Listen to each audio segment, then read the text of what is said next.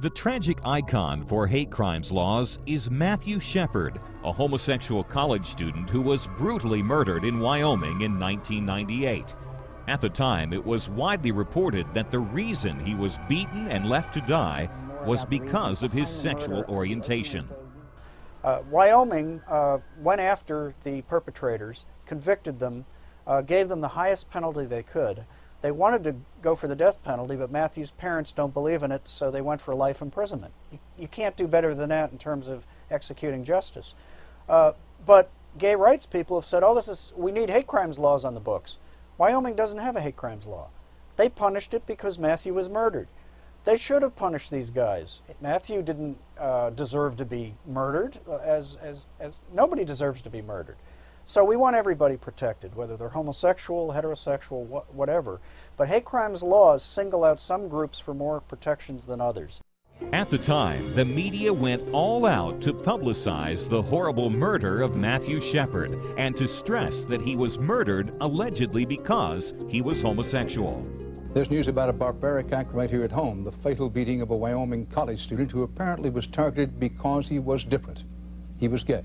It has all the marks of a hate crime, and it has shocked the nation. Tonight, President Clinton spoke out about the brutal crime that claimed the life of a young gay man in Wyoming.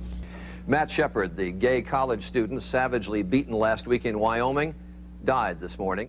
But new information, interestingly brought to light on ABC's 2020 in 2004, calls into question whether Matthew Shepard was murdered because he was a homosexual making unwanted advances on the wrong guys, or rather, because this was a drug deal gone bad. In any event, critics charge that the way the media initially trumpeted the Matthew Shepard case as showing the need for hate crimes laws is symptomatic of their bias. Take the example of a grisly murder by two homosexuals a year after the Shepard case of October 1998. In September 1999, another young man died, only this one didn't garner national attention. 13-year-old Jesse Durkheising, who died in Rogers, Arkansas, after being bound and gagged and sodomized with multiple objects by two gay men. He suffocated to death in the horrible ordeal. Prosecuting attorney Brad Butler. In terms of sheer brutality, this is by far one of the worst crimes I've ever seen. You know, when you see something like that, you can't unsee it.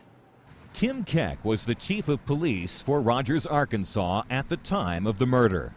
I felt like the potential impact was so great that we did a stress debriefing, a mandatory stress debriefing for everyone that was involved in that incident. And yet the national media seemed to be rather mute on this heinous crime.